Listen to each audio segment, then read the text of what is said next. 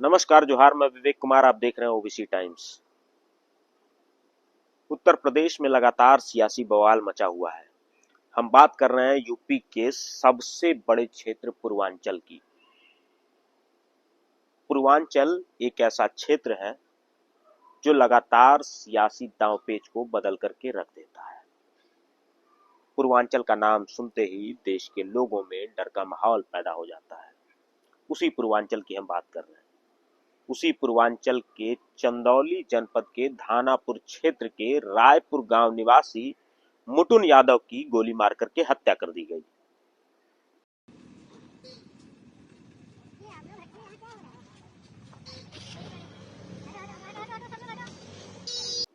वो मुटुन यादव जो धनुधारी ट्रेवल्स के नाम से बसें चलाते थे, उनकी दिन दहाड़े पुलिस चौकी से महज 200 से 250 मीटर की दूरी के अंदर गोली मार करके हत्या कर दी गई। अब सबसे बड़ा सवाल ये उठता है कि उत्तर प्रदेश के मुखिया जो लगातार दावे करते हैं कि उत्तर प्रदेश से अपराधी भाग चुके हैं,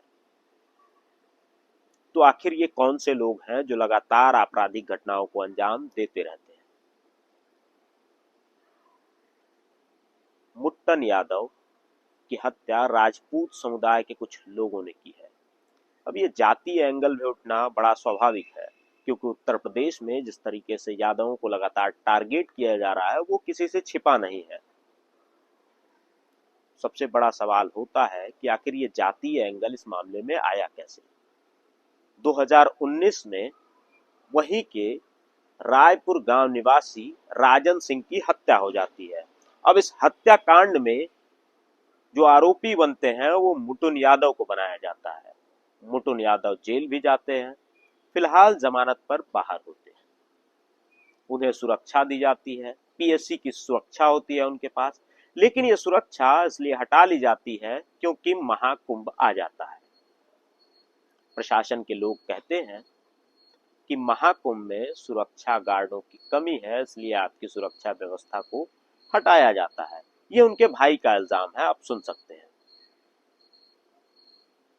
अब इसके बाद सबसे बड़ा सवाल जो निकल करके आता है, सुरक्षा व्यवस्था का हटाया जाना।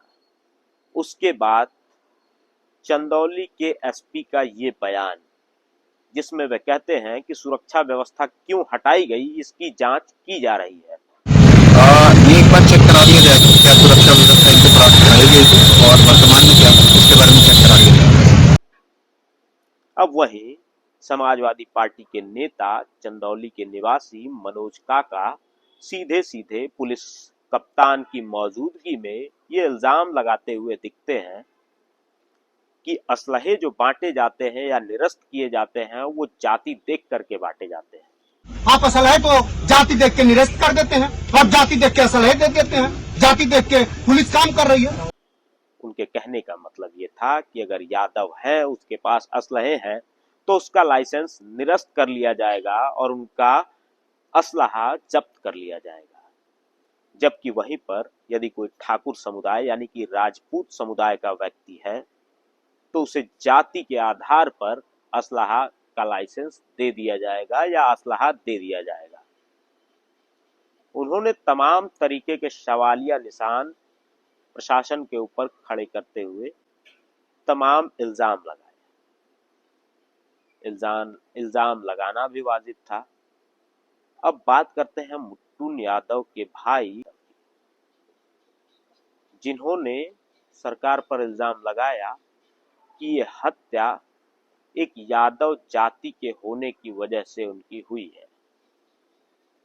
अब इसमें सबसे बड़ी बात जो निकल करके आ रही है कि इस मुटुन यादव हत्याकांड में जो सबसे बड़ी संलिप्तता है वो भारतीय जनता पार्टी के एमएलसी विनीत सिंह की पाई जा रही है।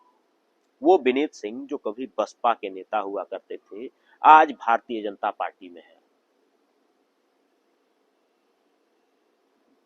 विनीत सिंह के इन्वॉल्वमेंट की वजह से ये मामला काफी दिलचस्प होता चला जा रहा है। अब उत्तर प्रदेश का वो पूर्वांचल क्षेत्र जो किसी से छिपा नहीं है, जहां की सियासत लगातार जाति की बदौलत चलती रहती है, जहां राजपूत समुदाय अपने वर्चस्व की लड़ाई लड़ता रहता है। जो तमाम पिछड़े और दलित समुदाय के लोग हैं उन पर हुकूमत करने के लिए, अपना दबदबा कायम करने के लिए लगातार हथियार का उपयोग होता रहा है। ये वही चंदौली है जिसे नक्सली क्षेत्र घोषित किया जा चुका है।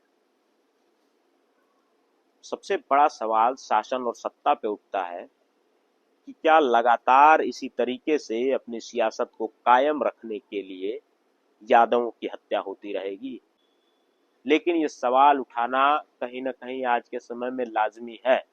मैं सवाल उन तमाम लोगों पे उठाऊंगा जब चंदौली की ही निशा यादव के साथ पुलिस वाले मिल करके बलात्कार करते हैं तो ये पुलिस कहाँ थी, ये प्रशासन और शासन कहाँ था। वहीं गाजीपुर जब विजय यादव पप्पू वर्तमान में जिला पंचायत सदस्य थे, उनकी हत्या कर दी जाती है तो ये शासन और प्रशासन के लोग कहाँ थे। आज तक न्याय नहीं मिला, आज तक उन मुजरिमों को सजा नहीं हुई। ये लोग कहाँ थे जब अमरनाथ यादव ब्लॉक प्रमुख करंडा गाजीपुर की हत्या कर दी जाती है। ये लोग कहाँ थे जब अमलधारी यादव पूर्व ग्राम प्रधान जनपद गाजीपुर के ही निवासी थे, उनकी हत्या कर दी जाती है। या यदि मैं गिनवाते हुए चलूं तो ये लिस्ट काफी लंबी है। उत्तर प्रदेश में जिस तरीके से हत्याएं हुई हैं वो किसी से छिपा नहीं है, ना आपसे ना हमसे, लेकिन मेन स्ट्रीम की मीडिया ने इन खबरों को गायब कर दिया है। आज अगर हम सवाल नहीं पूछेंगे, आप सवाल नहीं पूछेंगे, लगातार जिस तरीके से मीडिया पर पाबंदियां लगाई जा रही है, जिस तरीके से चैनल बैन किए जा रहे हैं, कहीं ना कहीं ये अभिव्यक्ति की आजादी पर हमला है। फिलहाल सवाल बहुत बड़ा है। लगातार जिस तरीके से हत्याएं हो रही हैं, अगर इसके लिए हमने आवाज उठानी शुरू नहीं की तो ये सिलसिला है यूं ही चलता रहेगा। हम जल्द ही मिलेंगे आपसे किसी अगले मुद्दे पे, किसी अगली घटना के साथ। लेकिन साथ ही ये गुजारिश भी रहेगी कि शासन और प्रशासन चौकन्नी हो जाए ताकि ऐसी घटनाएं दोबारा न हो, जातीय स्वरूप न दिया जा सके। जातीय स्वरूप खैर देना सत्ता का काम है, सियासत कायम रखने के लिए। जिस तरीके से पहलगाम में हुआ और जिस तरीके से सत्ताधारी दल ने पोस्टर जारी किया, एक कार्टून जारी किया, उन्होंने लिखा धर्म और राजनीति की, धर्म और जाति का राजनीतिक कार्ड खेला। लिखा उन्होंने कि जाति नहीं धर्म पूछ कर मारा। आप खुद ब खुद इस चीज का अंदाजा लगा सकते हैं कि सियासत के लिए, सियासत के जो खिलाड़ी हैं वो किस कदर तक गिर सकते हैं। मैं कुछ नहीं कहूंगा, अगली वीडियो में फिर मिलूंगा।